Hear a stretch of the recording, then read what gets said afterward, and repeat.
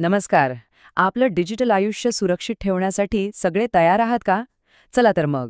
आज आपण सायबर सुरक्षेच्या जगात एक फेरफटका मारणार आहोत आणि ऑनलाईन धोक्यांपासून स्वतःचं संरक्षण नेमकं कसं करायचं हे अगदी सोप्या भाषेत समजून घेणार आहोत. सुरुवात करूया एका थेट आणि महत्त्वाच्या प्रश्नानं. कधी विचार केलाय का की आपलं ऑनलाईन जग खरंच किती सुरक्षित आहे? हा प्रश्न खूप महत्त्वाचा आहे, कारण आपलं बरंचसं आयुष्य आता डिजिटल प्लॅटफॉर्मवर आलंय. इंटरनेट हे खरंच अविश्वसनीय साधन आहे, नाही का? म्हणजे ज्ञानाचं भांडार आहे, मित्रमैत्रिणींशी आपण जोडलेले राहतो, सगळं काही फक्त एका क्लिकवर उपलब्ध आहे. पण लक्षात घ्या, याच चमकदार संधींच्या मागे काही छुपे धोकेही आहेत, ज्यांच्याबद्दल आपण सगळ्यांनी सावध राहणं खूप गरजेचं आहे. तर आजच्या या माहिती सत्रामध्ये आपण ऑनलाईन सुरक्षेचे 5 महत्त्वाचे टप्पे पाहणार आहोत. सुरुवात करूया सुरक्षित वेब ब्राउझिंगपासून, मग सोशल मीडिया आणि स्मार्टफोनच्या सुरक्षेबद्दल बोलू, आणि शेवटी स्वतःची एक मजबूत डिजिटल ढाल कशी तयार करायची हे शिकू. चला तर मग आपल्या प्रवासाचा पहिला टप्पा सुरू करूया, सुरक्षित वेब ब्राउझिंग.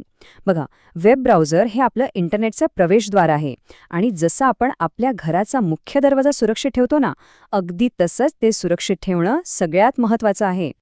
आपण जेव्हा इंटरनेट वापरतो तेव्हा सगळं कसं सोपं आणि छान वाटतं, पण पडद्याआड ह्याच ब्राउझरमध्ये मॅलवेअर, स्पायवेअर आणि ॲडवेअरसारखे अनेक धोके लपलेले असू शकतात. आणि हे धोके फक्त कॉम्प्युटरला हळू करत नाहीत, तर आपली बँक खात्याची माहिती, पासवर्ड आणि अगदी वैयक्तिक फोटोसुद्धा चोरू शकतात. तर मग हे मालवेअर म्हणजे नेमकं आहे तरी काय? अगदी सोप्या भाषेत सांगायचं झालं तर हे एक दुष्ट सॉफ्टवेअर आहे, जे एखाद्या चोरासारखं मालकाच्या नकळत कम्प्युटरमध्ये शिरतं आणि त्याला नुकसान पोचवण्यासाठीच तयार केलेलं असतं. मग प्रश्न येतो की या डिजिटल चोरांपासून स्वतःला वाचवायचं कसं? तर त्यासाठी काही सोपे पण अत्यंत प्रभावी उपाय आहेत.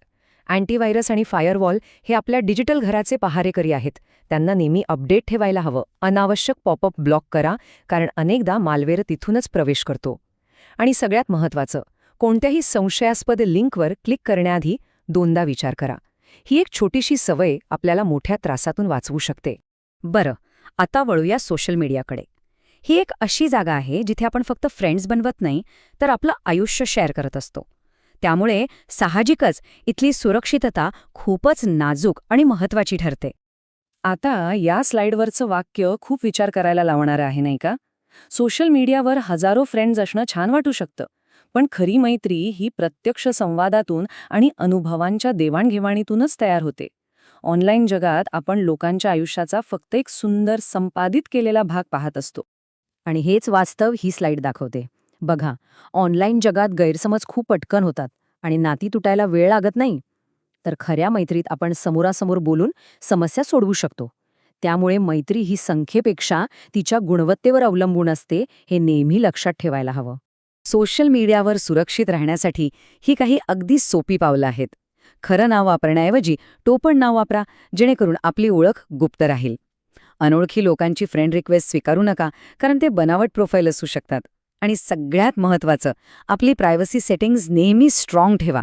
लक्षात ठेवा, एकदा इंटरनेटवर टाकलेली गोष्ट कायमस्वरूपी राहते, त्यामुळे काहीही शेअर करण्यापूर्वी दोनदा विचार नक्की करा.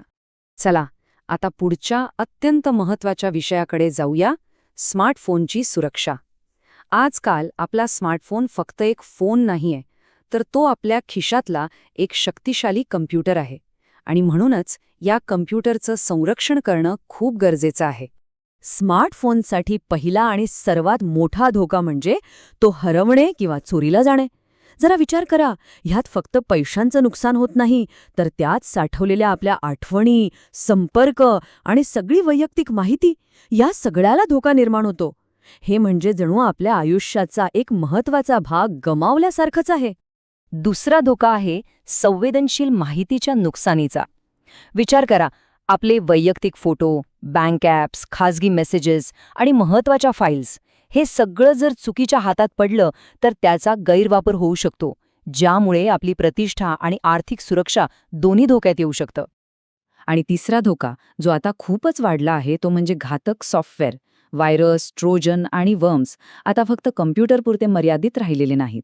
ते आपल्या नकळत स्मार्टफोनमध्ये प्रवेश करून आपली माहिती चोरू शकतात, आपल्या संभाषणांवर नजर ठेवू शकतात किंवा आपला फोन पूर्णपणे निकामीसुद्धा करू शकतात. पण चांगली बातमी हे आहे की या धोक्यांपासून आपण नक्कीच वाचू शकतो.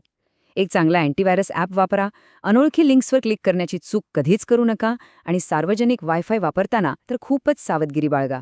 आणि हो, वापरात नसताना वायफाय आणि ब्लूटूथ बंद ठेवणं ही एक सोपी पण प्रभावी सवय आहे जी आजपासूनच सुरू करायला हवी. तर आता आपण शेवटच्या आणि महत्त्वाच्या टप्प्यात आलो आहोत. आत्तापर्यंत आपण जे काही शिकलो ते म्हणजे स्वतःसाठी एक डिजिटल ढाल तयार करण्यासारखं आहे. हे स्वतःला ऑनलाईन जगात सुरक्षित ठेवण्यासाठी सक्षम बनवण्याबद्दल आहे. या संपूर्ण विश्लेषणाचा सार खरं तर या एका वाक्यात आहे. सायबर सुरक्षा हे केवळ महागड्या सॉफ्टवेअर किंवा तंत्रज्ञानाबद्दल नाही, तर ती एक सवय आहे. जागरूक राहणं आणि सुरक्षितेचे नियम सातत्याने पाळणं हीच आपली सर्वात मोठी आणि प्रभावी शस्त्र आहेत. जाता जाता एक विचार करायला लावणारा प्रश्न. तुमची सर्वात महत्त्वाची ऑनलाईन माहिती कोणती आहे? आणि खरंच आपण तिचं संरक्षण करण्यासाठी पुरेसे प्रयत्न करत आहोत का? यावर नक्की विचार करा, कारण आपली डिजिटल सुरक्षा आपल्याच हातात